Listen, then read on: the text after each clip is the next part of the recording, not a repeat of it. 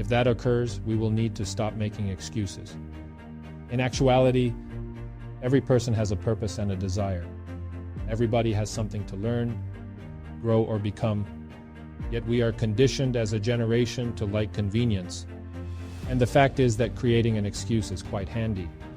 Rule number 1 is to kill the comparison game, because we are just programmed to blame others. When will you look in the mirror and stop comparing yourself to everyone else? There is no excuse.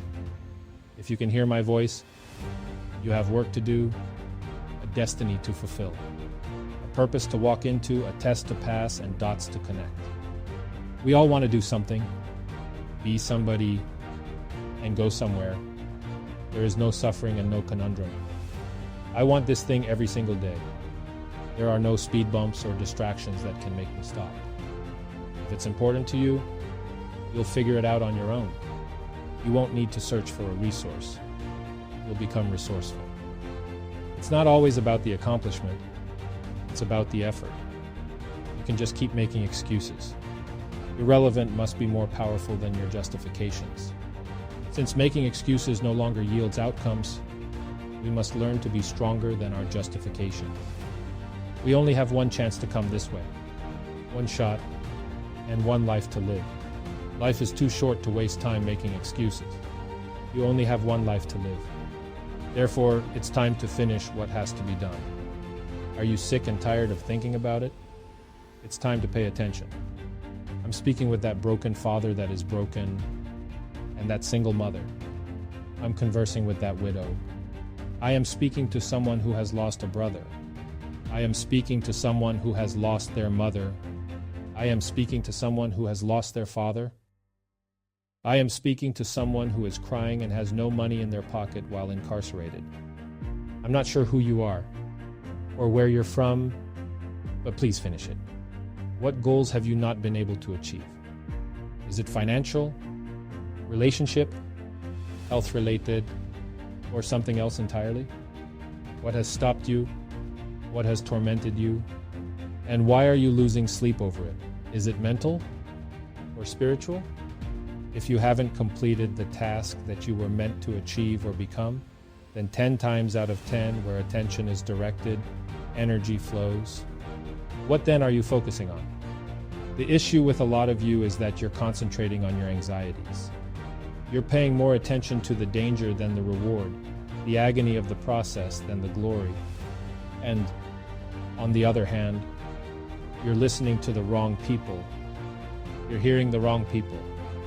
You are following the wrong thought programs. So if you haven't been able to finish it, today is the first of the best days of your life. I'm talking to you because you've been facing this giant with insurmountable feet, and your decisions haven't been in line with your goals. So where is your focus going to be? Energy is transferred.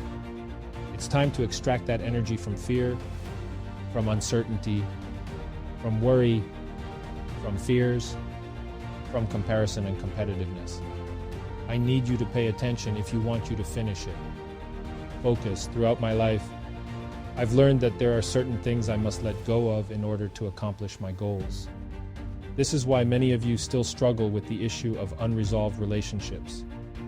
You're not over the person who left you, the job you lost, the people and places where you've gone through trauma and suffering, and you're not over the fear, the anxiety, the complacency, or the complaining.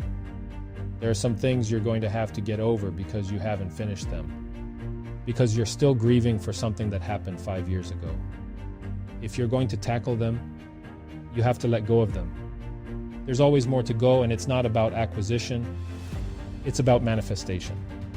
The moment you give up trying, pushing, or fighting, you start dying. Just keep moving forward to the next level. Keep climbing that staircase and just keep moving forward. What have I been destined to become? Get up. Get up. Wake up. There's always another level, and the goal is to beat the man and the woman in the mirror, not the one they are standing next to you in the room. Can you do better than you? That's all I want to ask. Can you do better than yesterday? I am simply speaking to that one person. if this conversation reaches that one person. That person may be hurting, exhausted, broken, and betrayed by others who have lied to you or put their mouth on you, but they will not give up. There will come days when you will not want to get out of bed in the morning because you are tired of being yourself. There will be days when you will be tired of being you. You won't want to get out of bed, talk to anyone, or think that you are so broken.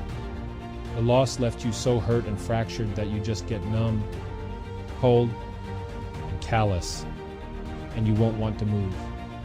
Life will knock you flat on your back. Bloody nose people will leave you in the cold people that you gave everything to. You may give up or keep going. Write in diaries about your ambitions. Hang vision boards from your front door to your bathroom. But you cannot have your future if you do not calculate the costs involved and you are not prepared to bear those costs. I want you to adopt this mindset every day. You pay for waking up at 2 o'clock in the morning. You might have to sleep for a week. You might only get 2 hours of sleep in 7 days. All of this is necessary for you to accomplish what it is that you were born to contribute to humanity. I know it is painful and costly, but if all we are considering is the end result and not the journey and growth that occur along the way, then we will miss the moment. And when we miss the moment, we lack momentum and we remain seated in reverse. The amount of trauma, agony, and misery doesn't matter.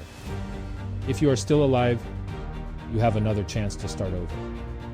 Remember, stay focused and stay resilient, my friend.